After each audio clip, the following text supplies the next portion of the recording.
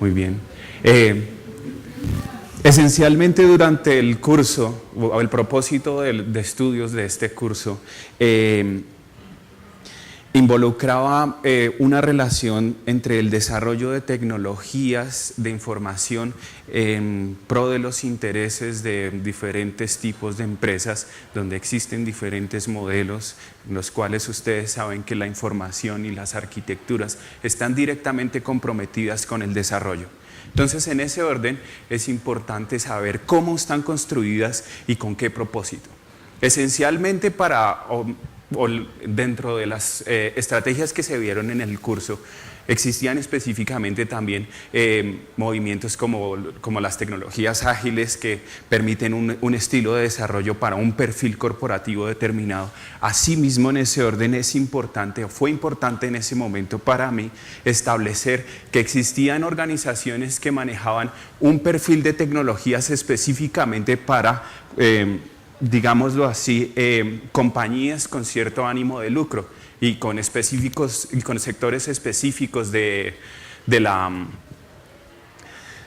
con sectores específicos de la economía. Entonces, en ese orden, existía en principio una estructura que soportaba muy bien actividades de tipo industrial, ¿sí? Manufactura, etcétera. Existen otras que manipulan la información, existen entidades que soportan actividades comerciales, etcétera. Y existe un tercer sector que de pronto en ese orden, y para mi sorpresa estaba dejado muy de lado, y era la empresa de interés social. En ese orden no existía en ese momento como un análisis que permitiese ver cómo estas empresas se podrían satisfacer o podrían obtener beneficios a partir de las tecnologías. Y esencialmente creo que es algo importante porque en el contexto en el que nos estábamos moviendo, estas empresas esencialmente tienen un carácter social, ¿sí? Y en ese orden también tiene la web misma un carácter social. Entonces, ¿cómo poder encontrar en principio esa correlación entre esas dos maneras, entre esas dos entidades, ¿sí? En un principio, la gente que quiere ayudar a la otra gente transmitiendo ciertas ideas, ciertos propósitos, y en otro orden, las tecnologías de información al servicio de la gente. Entonces, en ese orden, en ese fondo, a través de ese fondo, es que inicié mi investigación, mi proceso de investigación, con ese propósito, con el propósito de encontrar algo que en cierta medida permitiese que la gente tuviese buen uso de la tecnología y permitiese asimismo un propósito social. Bueno, y para ello investigué dentro de las empresas sociales y las características. ¿Y a qué me llevó todo esto?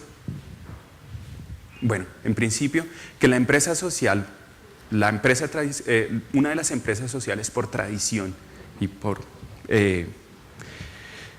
más antiguas que existen en el planeta es precisamente una de las que estamos viendo y es representativa aquí, la que tenemos al lado, y es la Iglesia Católica. Entonces, digamos que en ese orden estaban surgiendo cierta curiosidad y efectivamente, yendo a uno de los símbolos más tradicionales de la Iglesia Católica, tenemos en este momento aquí nuestro Señor Jesucristo como presencia, básicamente como la persona o el símbolo que representa la religión católica. Entonces es aquí donde empezamos este recorrido. Entonces, inicialmente vemos la Iglesia Católica que considera a Jesucristo como su máxima autoridad. En principio, para abordar el tema, voy a dividirlo en tres componentes. En principio, dar una reseña en cómo está estructurada la Iglesia Católica en términos generales. Una segunda parte donde me voy a concentrar en algo que tiene que ver con la Web 2 y en un tercer lugar toda la experiencia que pude desarrollar en relación a esa colección de información y el proceso de investigación que se realizó. Bueno, para no dar más preámbulos, en principio vemos la Iglesia Católica, donde está Jesucristo como su máxima autoridad. Vemos también la representación material de Jesucristo, que en ese orden vendría siendo el Papa Joseph Ratzinger o Benedicto.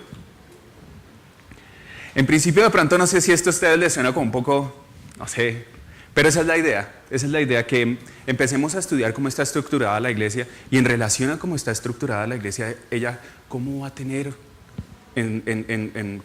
digamos, como su representación en relación al uso de tecnologías.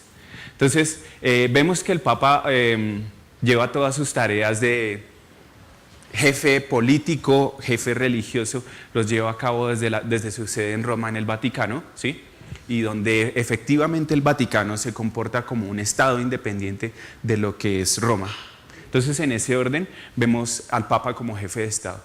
Es importante, y mi objetivo con esta práctica es, a partir de una entidad social, permitir ver cómo estas entidades sociales van a ser soportadas a partir de las arquitecturas de información y de cómo ellas nos van a permitir una serie de parámetros que en algún momento u otro podríamos tener de utilidad a la hora que veamos las necesidades de un cliente. Eso es en esencia lo que quiero que de pronto podamos llevarnos de lo que les quiero mostrar. Bueno, esencialmente tenemos esta figura. Hay otra parte donde tenemos la elección del Papa, que sucede por medio del colegio de cardenales, donde hay clérigos de diferentes índoles, arzobispos, obispos principalmente. Ellos como tal son miembros propios de la iglesia, son personas que han hecho ciertos estudios, y en relación comparativamente con las estructuras que existen de academia, son figuras que permiten, o son gente que en cierta forma están incorporadas a un cuerpo formal que tiene ciertas normas, que se comporta de cierta manera, y en ese orden adquieren como cierta colegiatura.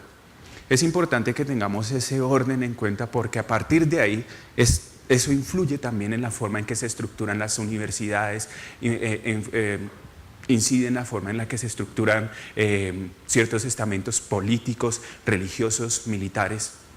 Entonces es importante que en ese orden nos sirva como referencia. En principio, vamos a ver seguidamente cómo la iglesia también tiene una dependencia territorial, ¿sí?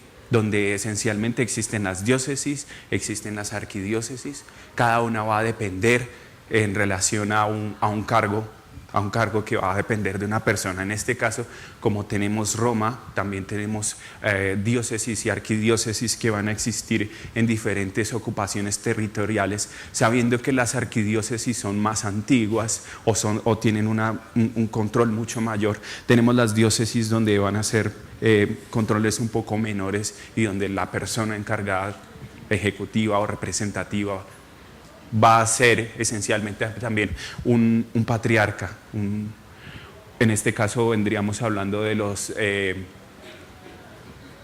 obispos y los arzobispos. Bueno, hay otra parte también que es importante de notar, y es cómo en Oriente y en Occidente se tienen diferentes conceptos de la iglesia, ¿no? Entonces, para este caso tenemos también iglesias orientales que tienen como una influencia también de la parte ortodoxa católica, y estas se denominan eparquías, archieparquías, ¿sí?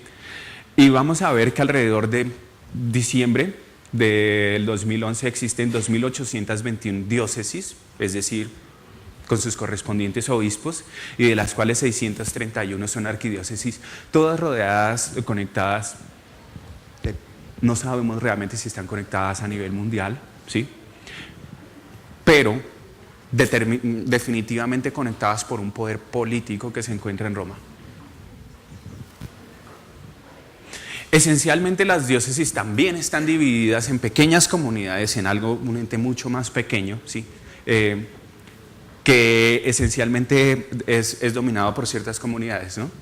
Entonces estas pequeñas comunidades las conocemos como parroquias, y entre esas parroquias vamos a tener sacerdotes, vamos a tener monjas, vamos a tener una serie de personas que van a pertenecer en un cierto orden a la iglesia. Hay otros miembros de la iglesia que existen en ese orden, pero que no están directamente relacionados con la iglesia, que vienen siendo las órdenes religiosas. Y asimismo también vamos a tener otra capa que es importante, ¿sí?, que son los miembros de la iglesia que no necesariamente trabajan directamente con la iglesia, y son los laicos. Son personas que en un orden determinado tienen motivaciones religiosas y realizan misiones.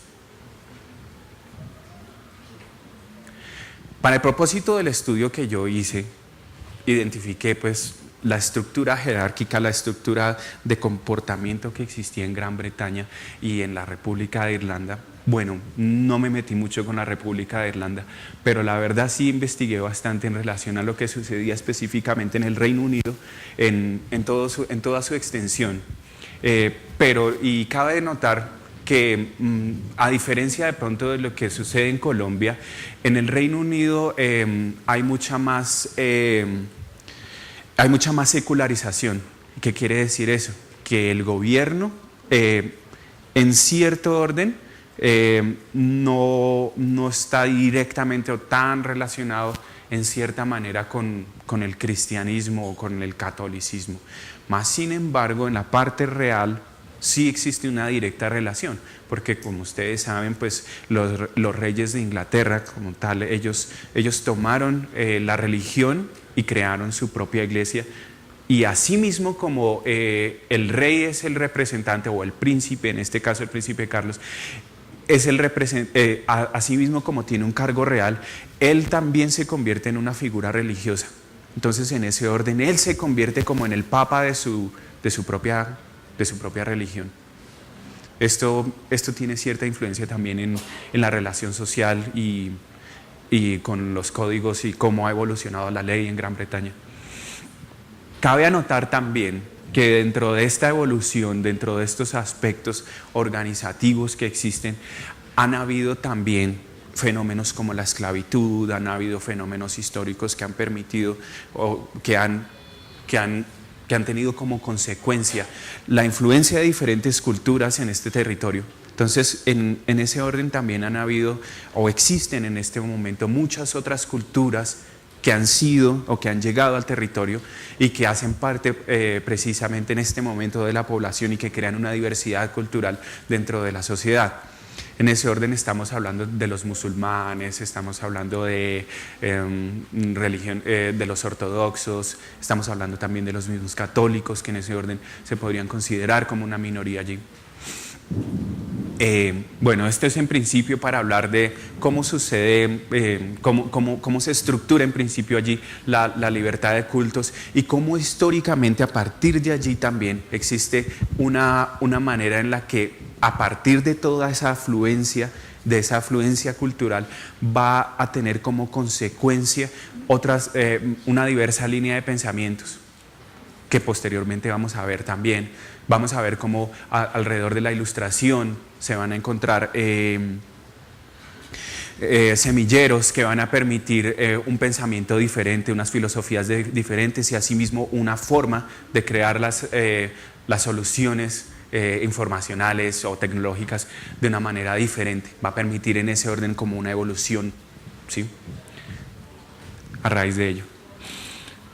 Bueno, esencialmente en ese orden, en esa época de la Ilustración, paralelamente es cuando surgen las primeras organizaciones ONG que nosotros conocemos hoy en día y que efectivamente con la iglesia van a trabajar acciones sociales. Entonces, en ese orden es importante que nosotros empecemos a entender cómo la iglesia a través de eso también promueve desde el principio, se vuelve pionera y empieza a trabajar en colaboración con entidades que son por fuera del gobierno, pero que esencialmente van a buscar beneficios sociales. En este caso estamos viendo servicios de apoyo para niños, para adultos vulnerables, protección al patrimonio cultural, vamos a ver también, una serie de cosas. Y en ese orden existen asimismo organizaciones no gubernamentales y la iglesia como tal que permiten y que apoyan estas iniciativas.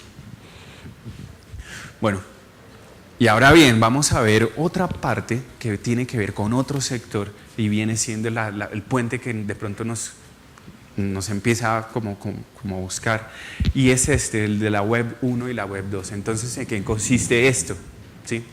Esencialmente vamos a ver una parte que es importante y que va a tener que ver esencialmente cómo se inició desde la raíz pura y científica de cómo existen estas tecnologías. En principio sabemos que el proyecto Web 1 se inicia con la parte de ARPANET o DARPA, ¿sí?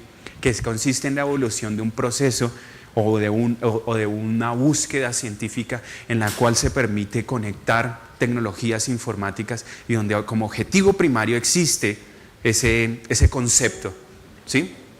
Entonces, en ese orden es importante que nosotros podamos entender eso y de ver qué instituciones están detrás de eso. Esencialmente vemos acá que los Estados Unidos realizan esta investigación o se concentran primero con un propósito educativo, pero asimismo existe un propósito militar. Y eso es una cosa que se tiene que tener bastante en cuenta. Y en ese orden, ambas crearon un momento.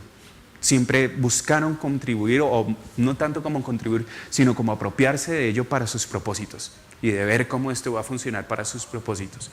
Entonces, en ese orden es importante que veamos que el proyecto, así mismo como existía el proyecto Web 1, ¿sí?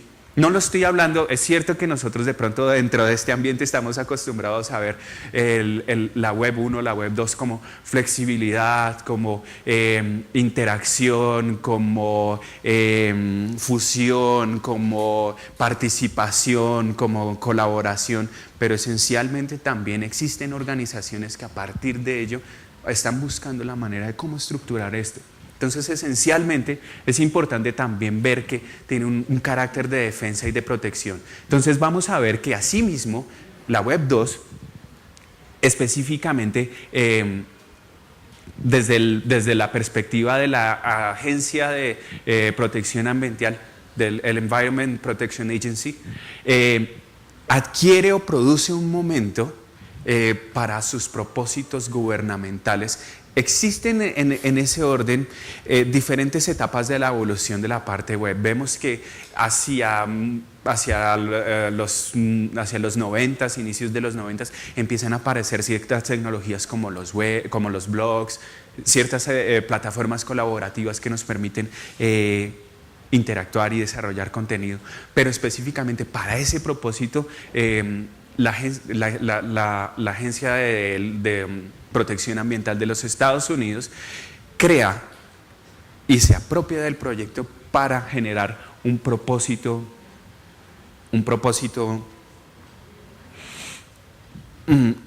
gubernamental. Entonces, en ese orden es importante ver cómo esta organización desde un principio empieza de una manera y va evolucionando entre otra y otra. En este momento, como lo vemos hoy día, tenemos la Semantic Community, que es la entidad que en este momento compila o que transformó ese proyecto inicial que se entendió como Web 2, ¿sí? Donde estudiosos se reunieron para establecer cómo esas nuevas tecnologías urgentes iban a tener un propósito que iba a servir esencialmente y que no se perdiera como se pretendía. Y inicialmente crearon este acto donde se enuncian 12 tecnologías esenciales que van a permitir en ese orden cómo estructurar los nuevos contenidos. Estas tecnologías son las que vamos a ver a continuación. En principio tenemos los podcasts, donde a diferencia de otras tecnologías, esencialmente se preocupan de la forma en la que se produce el audio, de cómo se produce audio, de cómo se aprovecha el audio, permitiendo una plataforma en la cual se puede colgar audio, donde también se puede grabar audio, o donde nosotros podemos almacenar audio y asimismo permitimos descargas de audio. En esencia tenemos iTunes, donde esta tecnología existe y es como la más representativa. Seguidamente tenemos los blogs. Como ustedes saben, es una arquitectura bastante flexible y que permite la recolección de bastante contenido, tanto audiovisual y esencialmente escrito, así mismo como permite la colaboración y la opinión abierta de muchas personas. Pero esencialmente su arquitectura se compone de un texto que existe y que es bastante, que tiene unas medidas específicas, y en relación a ella también va a tener como una alimentación. Seguidamente tenemos las tecnologías mashups. Los mashups son como arquitecturas que permiten el análisis de ciertos fenómenos científicos o características de modelos que existen en el mundo real y que se llevan a la virtualidad. Es el caso, por ejemplo, de cómo tenemos en este momento Google Earth, que ustedes pueden acceder a partir de Google Earth, y está compuesto de fotografías y podemos incluso en momentos ir dentro de una autopista, ese tipo de cosas. En eso consiste un mashup. Un mashup es un acceso que nosotros tenemos a un determinado modelo de conocimiento o a una estructura de conocimiento que podemos de alguna manera integrar y podemos describir a través de tecnologías de información. Seguidamente tenemos los video sharing sites o los sitios de video para compartir, donde existen millones de comunidades. En este orden tenemos la más importante, pues, que conocemos, que es YouTube. Y en ese orden existen en la web, existen muchos sitios para compartir video y que tienen estas características. Tenemos otros sitios para compartir fotografías, como es el caso de Flickr o las comunidades de Google, que nos permiten este servicio, así mismo como para otras.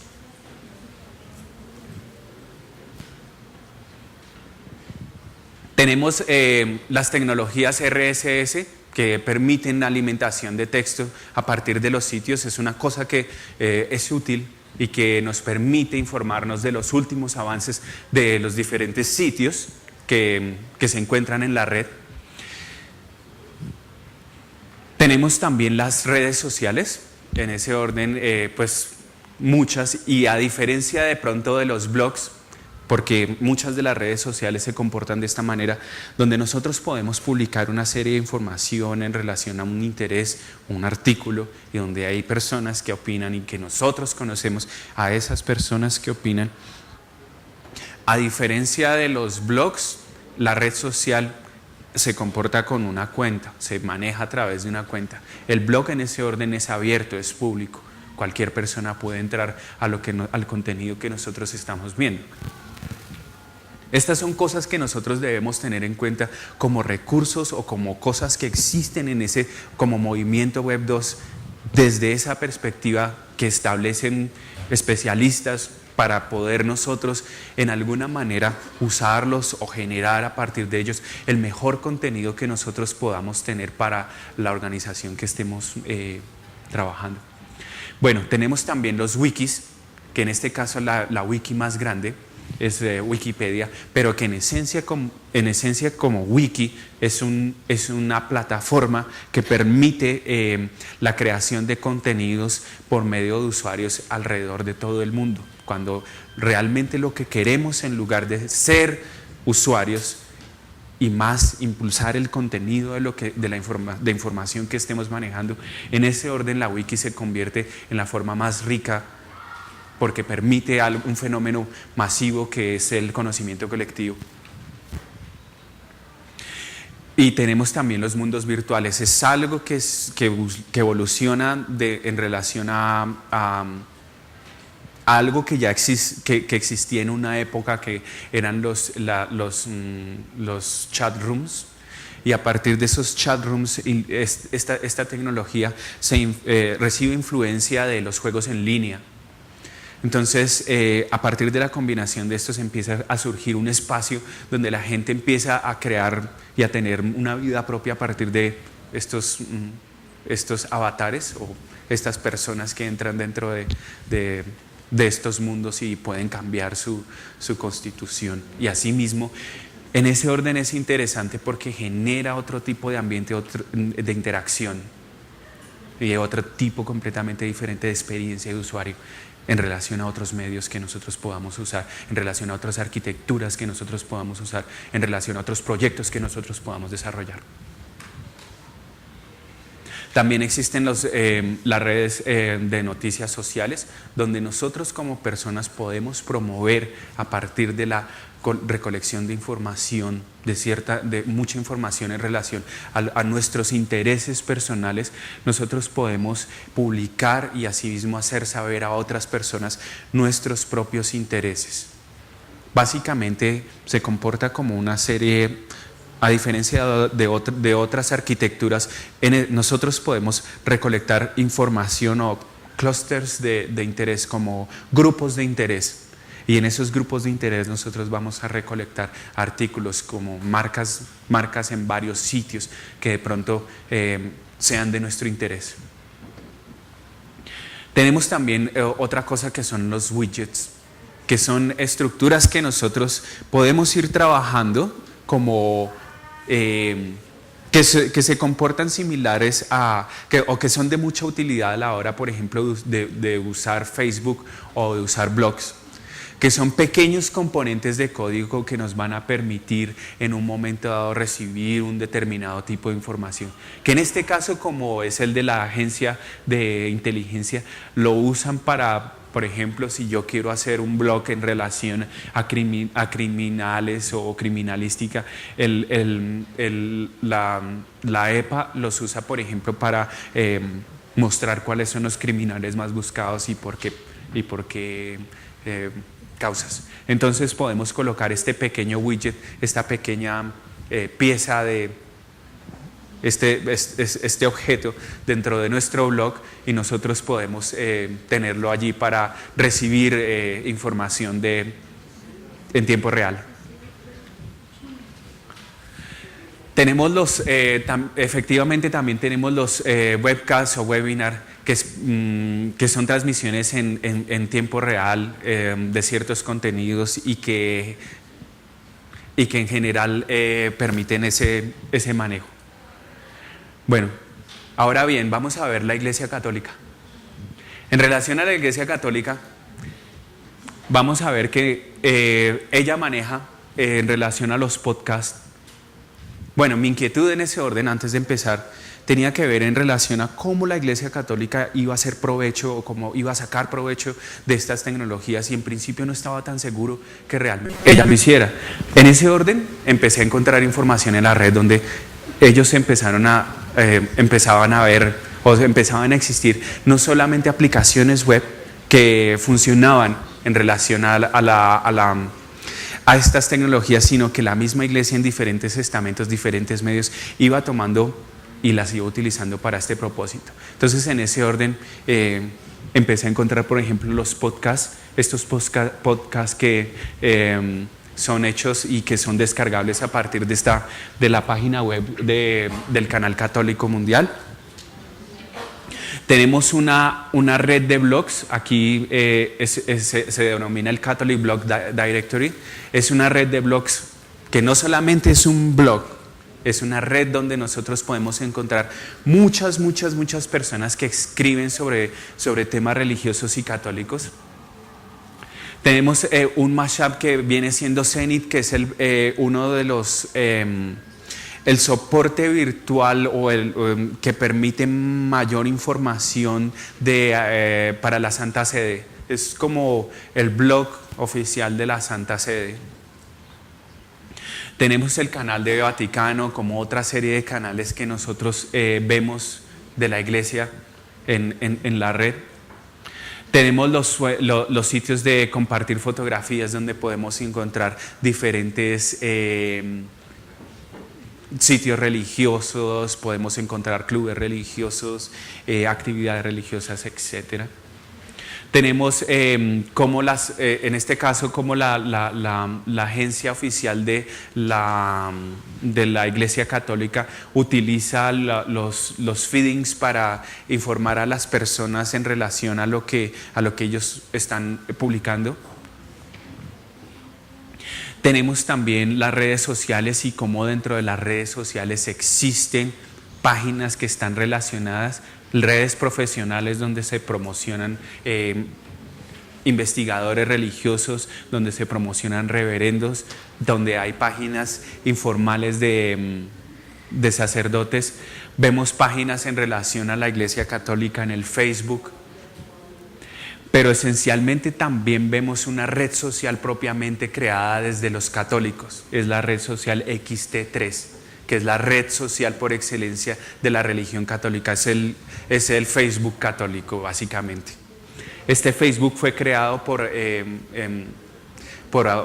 Australia, por el gobierno australiano, y existen varias características de cómo ellos crearon el perfil, de cómo en relación a la actividad católica existen una serie de preferencias, de cómo existen asimismo por libertad propia en relación como hace Facebook, que permite gente registrar cosas, registrar su propio perfil.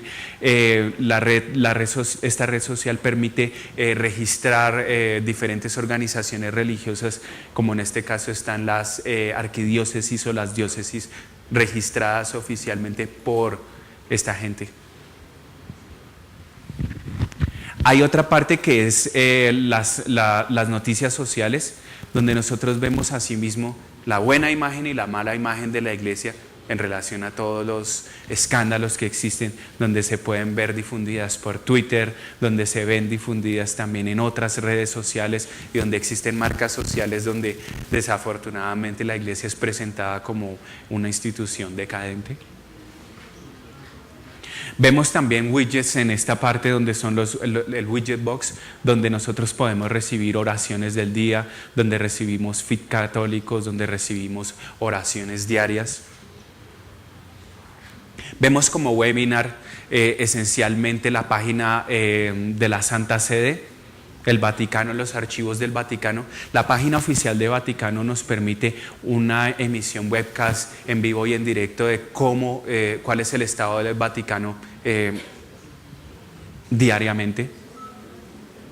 Y tenemos wikis católicas donde existen documentos que están publicados para ver cómo la iglesia tiene sus tradiciones, estructura sus ritos, estructura una serie de cosas, de conocimientos en relación y experiencias de la vida de gente santa.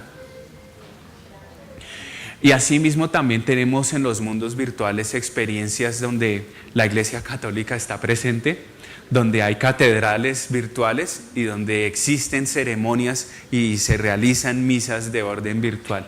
Entonces, en este orden vemos también cómo dentro de estos mundos existe feeds, existen diferentes formas en las cuales nosotros empezamos a recibir y a interactuar de manera virtual con elementos de la iglesia. Entonces, asimismo ya doy terminada la sesión y este es básicamente lo que quería mostrarles, cómo la iglesia en ese orden, y es sorprendente, se comporta como una corporación mundial y en ese orden de corporación mundial permite,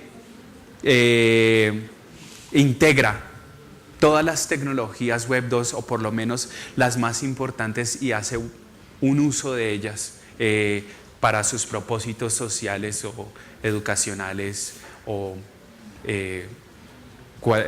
mediales. Bueno, muchas gracias.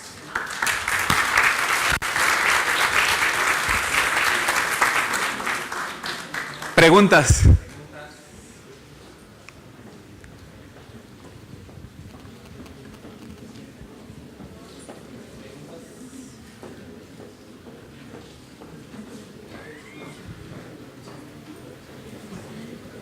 Señor.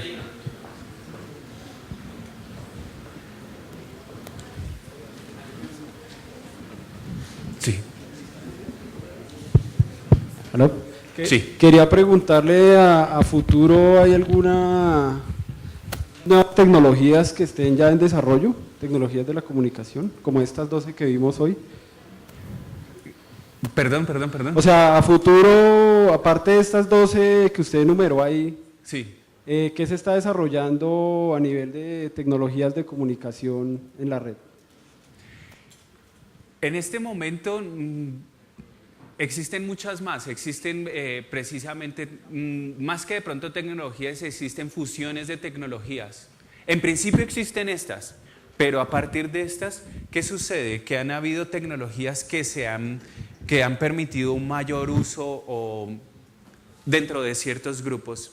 Digamos que pueden existir, existe como linkeabilidad o medios que se pueden ver dentro de los otros medios. En eso, digamos, en esa tendencia existe mucho más desarrollo en términos contemporáneos, de ver que un medio se puede conectar o que una red o que una cierta tecnología se puede conectar con otra. Existen, por ejemplo, en lo que vemos hoy día las redes sociales, pero digamos que en este momento, y quizás nosotros como personas, como público que está viviendo una determinada era, estamos viendo la tecnología de una manera porque nosotros interactuamos de una manera con la información. Pero ¿qué sucede con las futuras generaciones?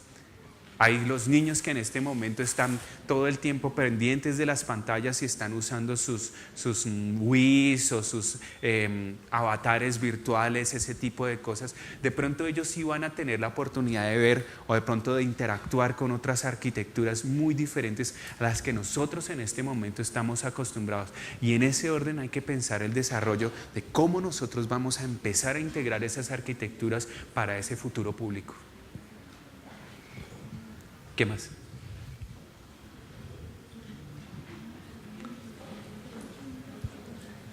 Preguntas, por favor.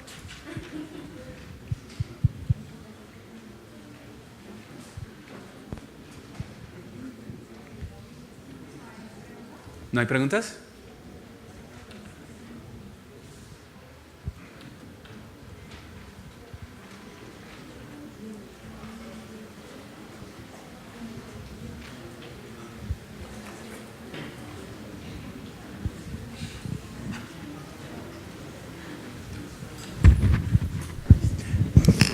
Bueno, de nuevo, muchas gracias. Gracias.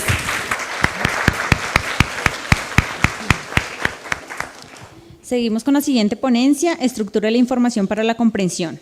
Héctor Rodríguez, arquitecto de información de eSanitas, Centro de Educación Continua, docente en Web 2.0 de la Fundación Universitaria Sanitas, es profesional en Ciencias de la Información, bibliotecólogo de la Pontificia Universidad Javeriana, diplomado en Diseño Web Profesional, Usabilidad, Estándares y Arquitectura de Información de la Universidad de Murcia, en España. Laboró para la CERLAC, UNESCO, como documentalista y tiene 4 años de experiencia en arquitectura de información, usabilidad y accesibilidad web en proyectos e-learning, universidades corporativas, sitios web y repositorios digitales para sectores como farmacéuticos, en educación social y empresarial. Héctor.